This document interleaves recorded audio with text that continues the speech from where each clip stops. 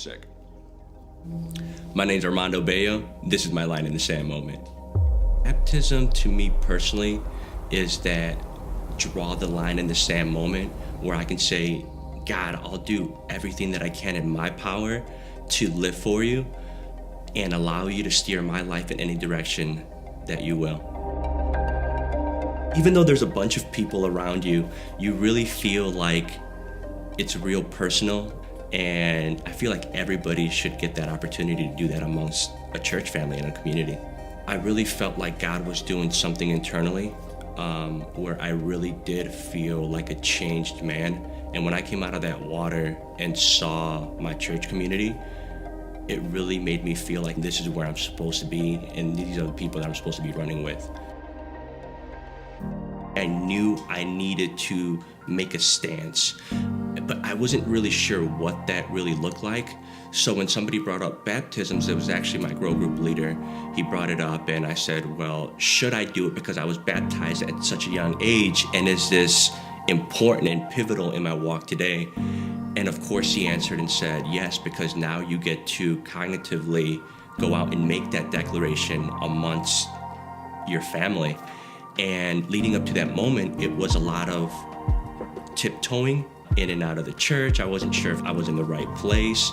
Authentic relationships, and something that I've always yearned for, something that I hungered for, but I didn't understand where to find that community, that love. So I always went back to old relationships, went back to old sceneries. And when I came out of the water and saw my community of believers, my community, my home, my church, I knew that that thing that I longed for, that connectedness, the authentic relationships, was right before me. But when I really took that stance and that day moving forward, I honestly felt like I was somebody completely different. And it's nothing that changed externally, but more internally. It was I actually made that stance that day, and I have the support system, group, community, my family around me to support me in making decisions moving forward. Baptisms are really a public declaration of an inner and just personal arising of faith in a Savior named Jesus, who is for you and loves you just beyond all reasoning and understanding. I felt an unexplainable sense of joy seeing my family around me, my sister who came out, which wasn't even supposed to be there. It was a surprise. So seeing her there really made me feel that love from my family members. And that's why I just truly feel like it's important. This is for you. We are for you. And this is the best decision that you can make.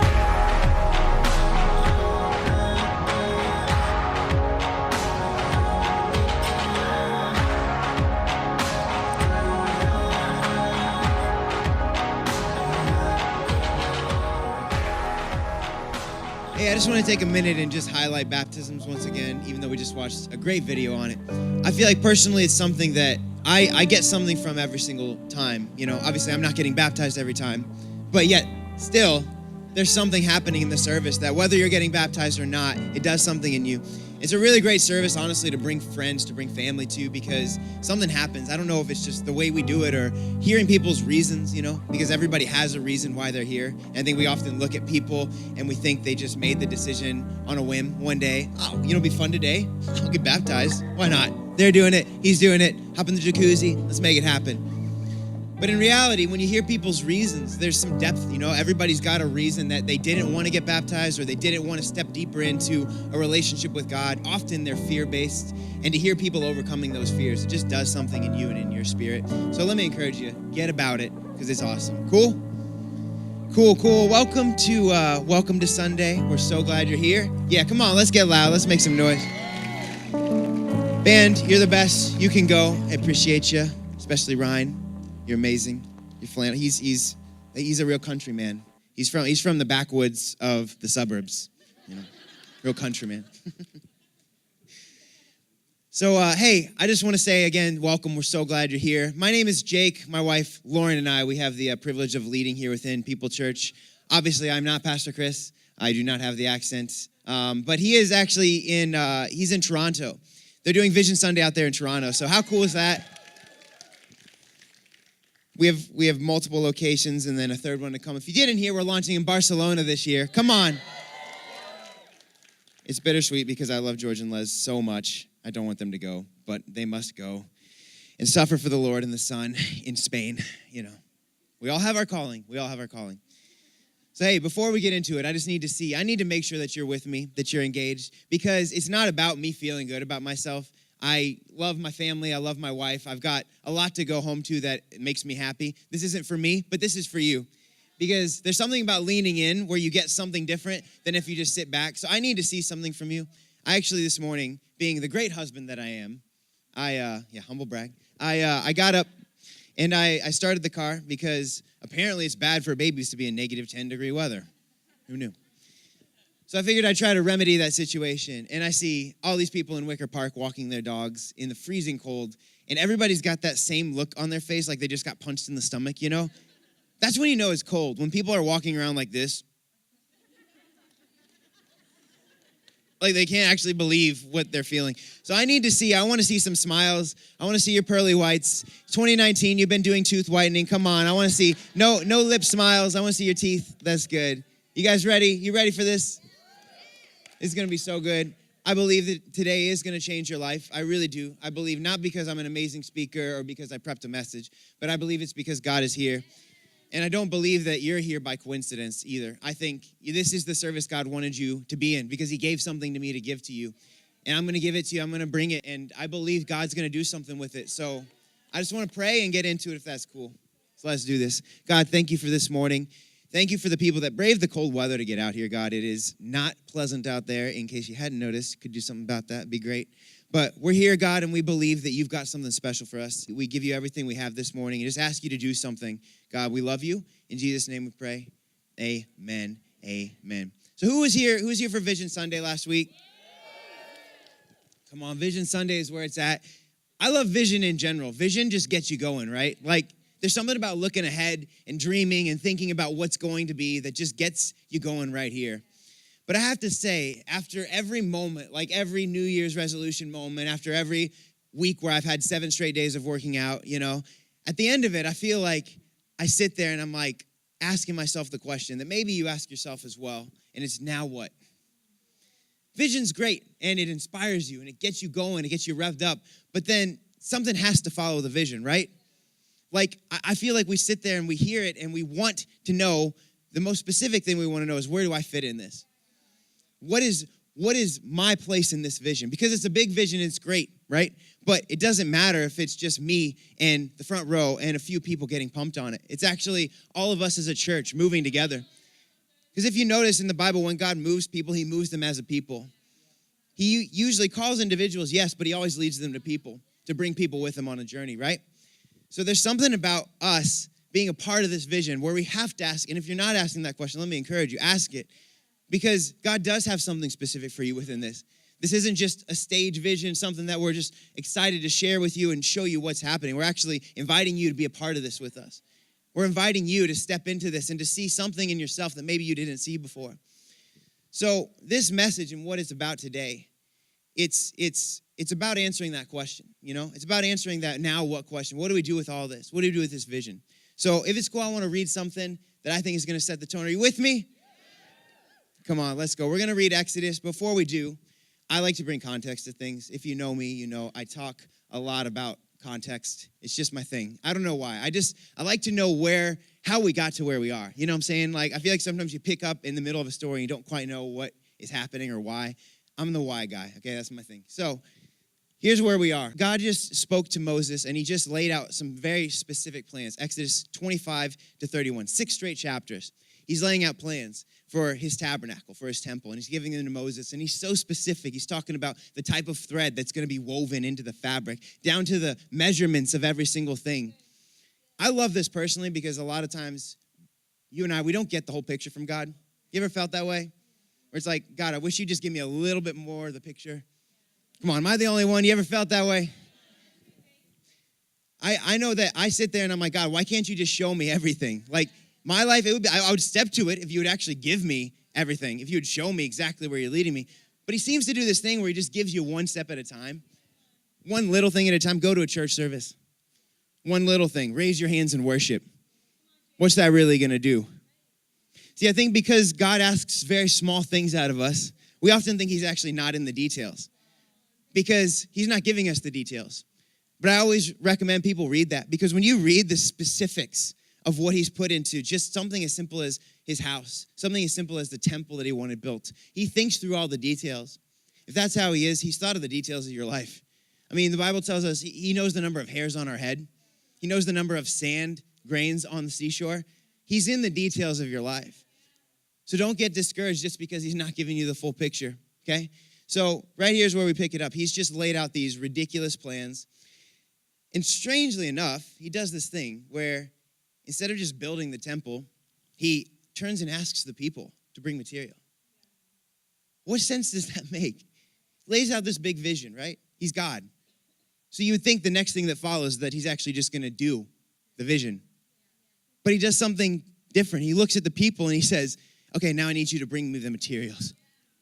Wait, you're God. Why don't you just do it? There's something in us bringing something to the table that isn't for God, but it's actually for us. You know, God is asking us to bring things. He always is. But it's not because he needs it from us. He doesn't need anything from us. But yet, he always wants us to be involved in the miracle. You know, that's something that you see from Jesus' life. Why didn't he just do all the miracles?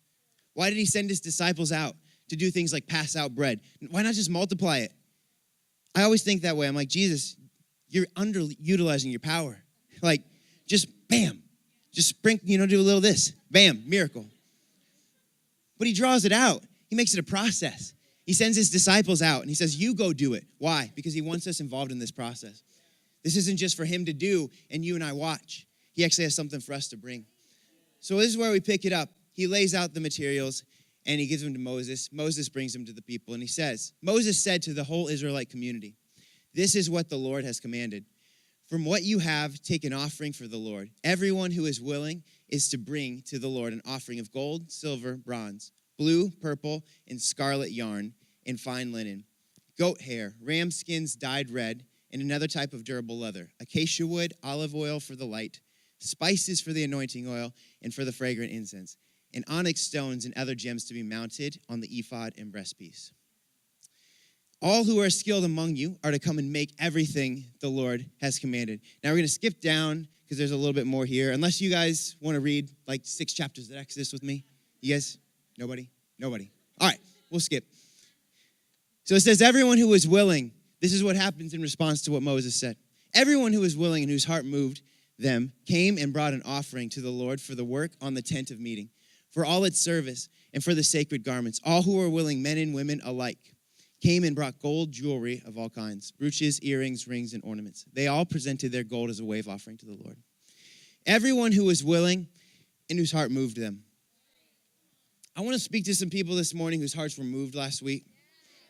I want to speak to some people whose hearts have been moved in the past few months. You've been having a hard time shaking the feeling that God has something more for you. I want to teach you something this morning. You know that when God's moving your heart, there's actually a response on our end that we can do. We can actually allow the movement that he's doing in our hearts to move us. See, it says their hearts moved them. And this is the thing that blows my mind. It doesn't say the entire Israelite community gave. Not everybody's going to show up and bring something, but there are people in this room and your hearts are moving. There are people in this room and something happened last week in the previous 6 months. You've been here for a year. You've been listening to the podcast for 3 years, and God's doing something in your heart. He is. I know it. That's all he needs. That's all he's talking to this morning. If your heart's not there, that's cool. It's all right. But I would say this, we always got to monitor the state of our heart. You know, the disciples in this very miracle I just mentioned, the feeding of the 5,000, they passed out the bread, right? They passed out everything. And you skip down, Jesus comes in their boat. There's like a storm, as usual. Disciples in a storm freaking out. Standard stuff, you know. Jesus steps in, it's cool, I got this. But it says this really key phrase. It says they were amazed at that moment, not the previous moment. It says they were amazed, for they still hadn't understood the significance of the feeding of the 5,000. It said their hearts were too hard to take it in. You know, God spoke to me recently. He said, I did more miracles than you realized last year. I've been praying for God to do more in my life, but I shifted recently and I started praying, God, can you give me a heart that can see the things you've already done? If you're sitting here and you feel like your heart's not quite there yet, I would just say, go back to God with it. I guarantee you he's done more than you realize. I guarantee you there's some things in your life that he'll move your heart with. But that's who I'm talking to this morning. You're already there. Your heart's moving. We're going to talk about how to get moving with what God's doing in our heart. So I want to bring a title to you this morning for you note takers. It's actually a new series. It's Build, Grow, Connect. Subtitle, This Is All I Got.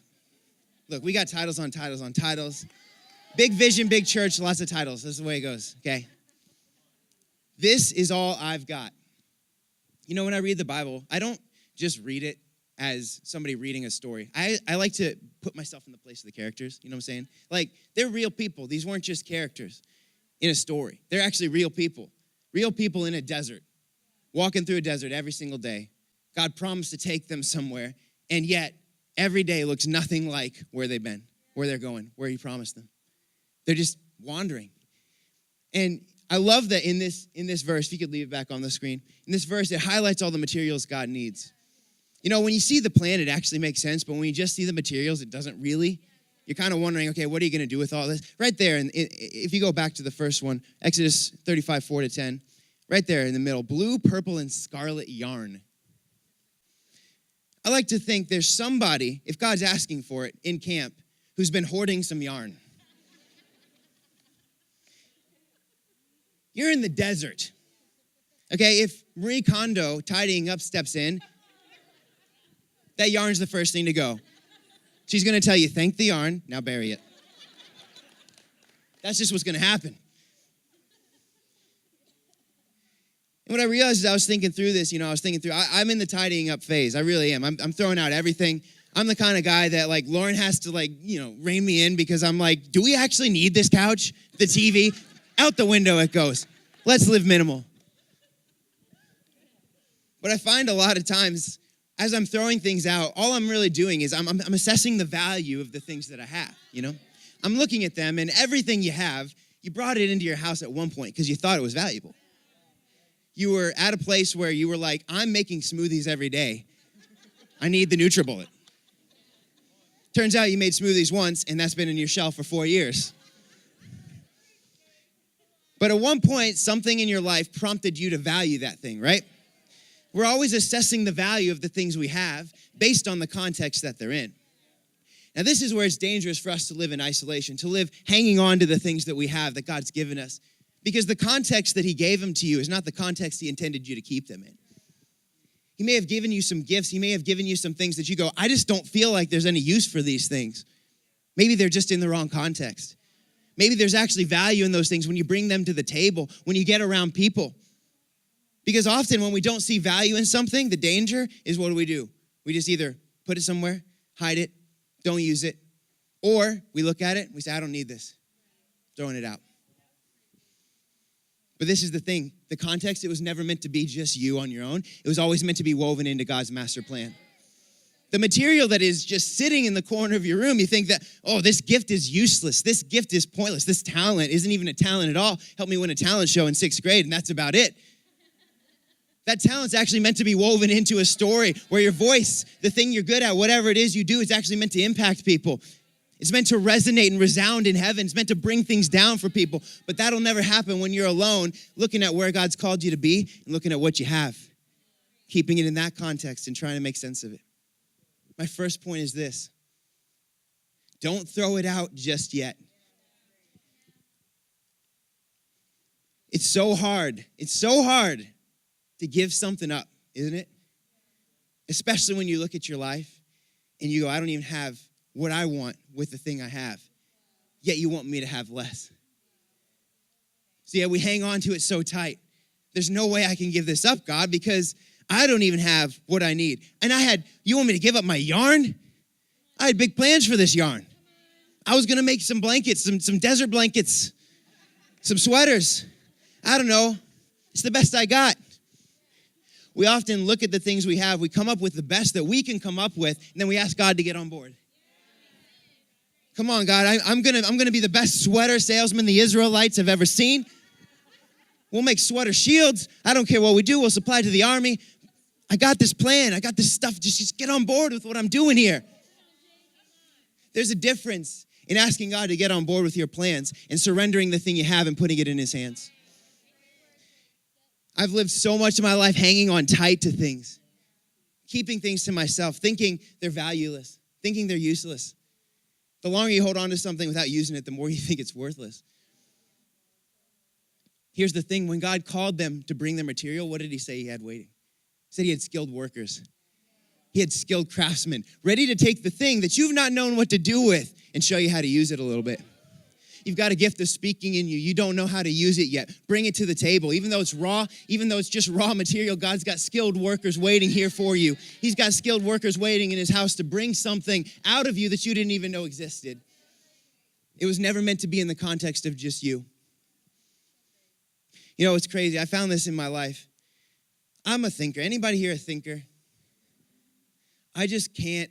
I feel like I can't stop. Once I start, if I start a project, like, again, you know, I'm really in the house thing, like shelves everywhere, whatever. I don't care. Storage solutions. I vacuum sealed a bunch of stuff. I don't know why. It's just in the way. Now it's less in the way. It's smaller. But you know,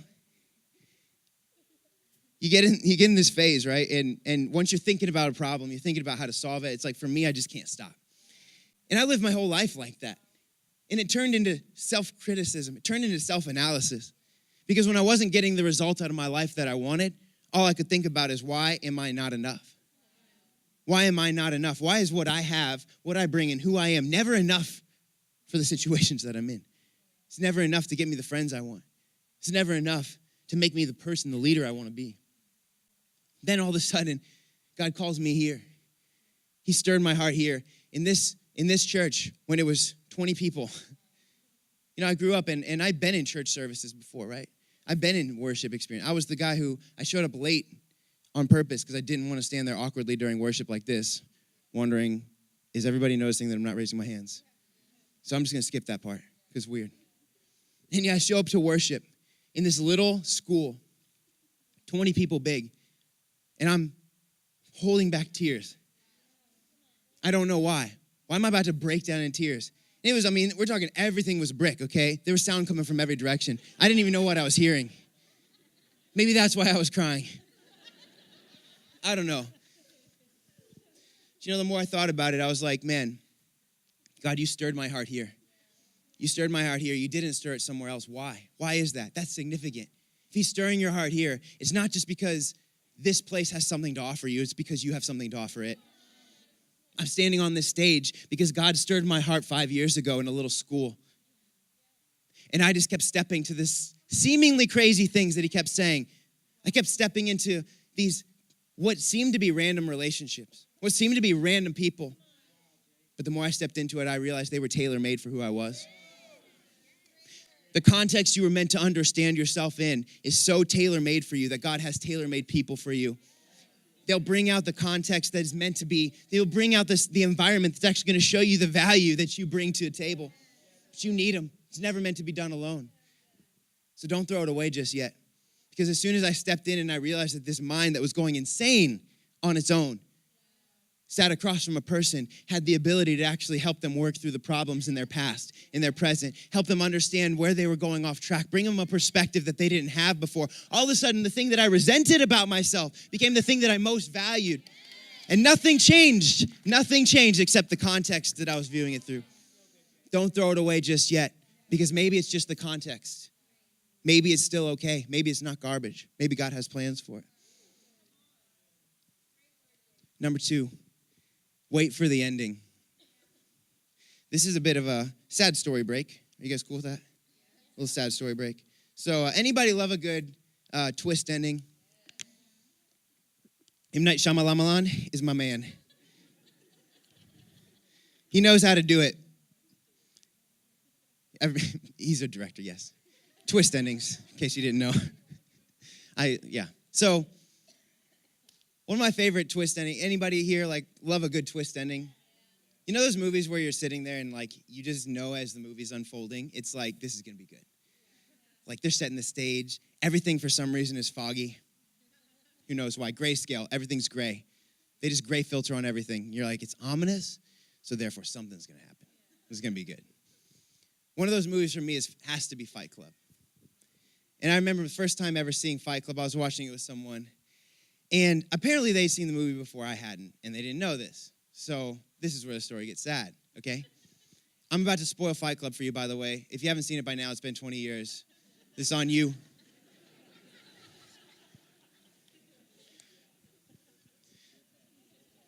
So I'm sitting there watching this movie, right? And I'm just like getting so into it. Ed Norton's there, and he's just working at a copy place or something, I don't know, and he's just sad. And I'm like, this is a good setup. Okay. He's narrating over everything. It's getting kind of dark, getting kind of ominous. Where's this going? Brad Pitt steps into the picture, this eccentric character. Oh, this is getting cool. Okay. Meanwhile, their first conversation they have, Brad Pitt and Edward Norton, she just goes, oh, yeah, Edward Norton, he's schizophrenic in this, and Brad Pitt's his alter ego. I had the Chicago winter look on my face. And as I'm sitting there watching the movie, they're dropping all these hints, which are no longer hints. They're glaring, like, plot points. Okay, I get it. He's not a real person. It was so frustrating because when I knew the ending of the movie, I didn't even see the point in watching the movie. There was no point. You ever had something trigger you, and it reminds you of a movie you've already seen in the past that didn't end well for you? Somebody says step into relationships, and all your mind goes back to is that movie where relationships always end badly. I already know the ending of this movie. There's no point in sticking around to watch it. I've served before. I've used my gift before, and I've been used for my gift. I've already seen the ending. I'm not even going to stick around and watch this movie. It's pointless. Here's the thing, though. Maybe your heart wasn't the problem, just who you gave it to. Maybe your gift isn't the problem, but just how you used it. You see, again, the context. God's brought you here. You've never been you in 2019. You've never been in this room before. You've never been around these people before. Maybe you've been hurt by people like me who will tell you that Jesus is real, but they end up not being who you thought they were. They let you down. But you don't know me. You don't know these people. You don't know the things they've been through. See, this is a whole new movie. And this movie actually has an alternate ending. You know why this is significant? Because we're unfolding a story right now in Exodus where people were told to bring something. One of the biggest triggers when you're asked to bring something is, I brought things before. It doesn't even make a difference. So why would I bring it now? I've already seen this movie. I know how it ends. I'm just going to I'm going to take my yarn and go back home. I'm going to make sweaters. That was a better plan. No, because this movie has a different ending. And we're going to read it right now. You want to know what it looks like when people whose hearts are moved? And then they choose to move? Even though they maybe have experienced things like that before, they choose to overcome those fears. They choose to bring what they have anyway. They choose to bring the thing that looks useless. They bring it and they put it in the hands of a God with a plan, who's always had the plan, who always needed exactly what they had. This is what that story looks like. This is the ending of that movie. They received from Moses all the offerings the Israelites had brought to carry out the work of constructing the sanctuary. And the people continued to bring free will offerings, morning after morning. So all the skilled workers were doing all the work the sanctuary left what they were doing and said to Moses, the people are bringing more than enough for doing the work the Lord has commanded to be done. Then Moses gave an order and they sent out this word throughout the camp. No man or woman is to make anything else as an offering for the sanctuary. And so the people were restrained from bringing more because what they already had was more than enough to do all the work. Go back to that previous slide. It says this, continued to bring it morning after morning. Nothing will stop you from bringing it again and again, quite like getting hurt. Nothing will stop you from bringing it again and again, quite like having an experience that tells your mind you've already been here before. You've already done this before. You've already tried this before. You've already tried God before. You've already tried Jesus before. You know how it ends. You can't just bring it once. They brought it morning after morning. And morning after morning, these workers continued to work with the material they were bringing to make something beautiful. They continued to take these materials that seemed so useless and make this masterpiece. He said they had not just enough to do the project. They said that they had enough to do the project and then some. So often we don't know what and then some feels like because we've been hanging on to what we have for so long. All we know is just barely getting by. So how am I going to live in and then some? when I'm barely getting by and I'm supposed to give more. I'm supposed to give more of my time. It's not even enough over here. Well, the thing is, you're not the only one bringing it to the table. And we're not putting it into anybody's hands. We're putting it into God's hands and allowing him to do something with it and trusting that, hey, maybe it's looked ridiculous in the context that I've always known. And maybe it's looked useless in the context that I've known. But I'm going to give it to you anyway. I'm just going to give it to you and see what you do with it. That's what above him, that's what more than enough looks like. That's what having more than enough to complete the project looks like. It's a continuous process and it never stops. This is the best part about all this. You know what they were building? They weren't just building something for the sake of building it, right? It wasn't just a project. God doesn't call you to menial work. He calls you to the very thing that you're going to be most potent in. He calls you to the very thing where your gift is going to be more amplified, more intense than it's ever been, more useful, more directly what it needs to be than it's ever been. And he brought all these people together to build this thing called the tabernacle. This is the best part of this. Everything they did, it was all for this moment. It was all for his presence. That's my third point. It's all for his presence. I think it's really easy to sit and hear something like this. You just go, that's great for people that are there. But I'm not even close. I'm not even close to where the people that I even sit in the same row with are. They're so far ahead of me. They've already arrived at where God called them to go. I've been wandering. Imagine being an Israelite. God calls you, frees you from Egypt with nothing more than a promise that he's got something for you. Promises are great until every single day you're waking up to the same reality that you're not there yet. Until you wake up every day in the same wilderness with no clearer sense of where you're meant to go than you had the day before. Promises don't do much comfort in that moment. And then in this very moment, when they're most lost, seemingly so far away from where he's called them to go, that's where he drops the plans for this thing. That's where he asks them to build something right then and there, right where they sat, right in the middle of the wilderness. And that thing wasn't just a thing. It was a tabernacle. It was a temple, and it said that it housed God's presence. You see, what he was doing was he was creating a way to bring his presence into their wilderness. And all he needed from them was for them to just bring their gift to build his house. He's like, I'm not just building a project, I'm building something that's going to house my presence. And in my presence, there's peace. In my presence, you may be still on the same journey, but you can have peace while you're on the journey. You can actually do the journey without anxiety. Hey, I'm not just bringing my presence down just to make you comfortable in the wilderness. You know, it said that his presence filled that building when they completed it, filled it like a cloud, so thick that they could see it from anywhere in the camp.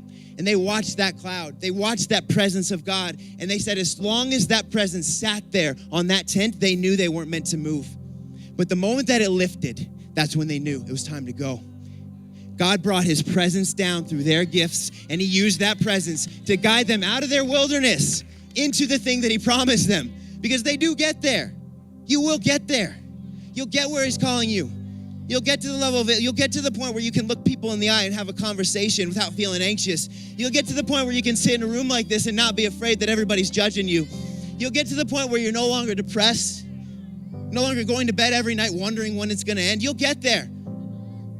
But you know what gets you there? It's his presence built with your gift. His presence in your life. Because they brought junk. They brought things that seemed meaningless. Some things that were valuable. They brought gold. They brought all kinds of stuff. As soon as that thing's gone, there's room for God's presence. As soon as that thing is out of your life, as soon as it's out of your hands, now there's room for God's presence to fill it. And he doesn't just want to fill it to make you feel better. He's trying to guide you out of the wilderness. He's trying to guide you into the place that he wants to go. He wants you to go in the place that you want to be. It's as simple as this. Bring your gift. Bring what you have. Bring the junk. Bring the good stuff. Bring the bad stuff. Bring everything and lay it at his feet morning after morning. Don't just do it once. Don't believe the lie that you've already seen this movie before. Don't believe the lie you've heard this message before and you know how it ends. It doesn't end the way that you think it does.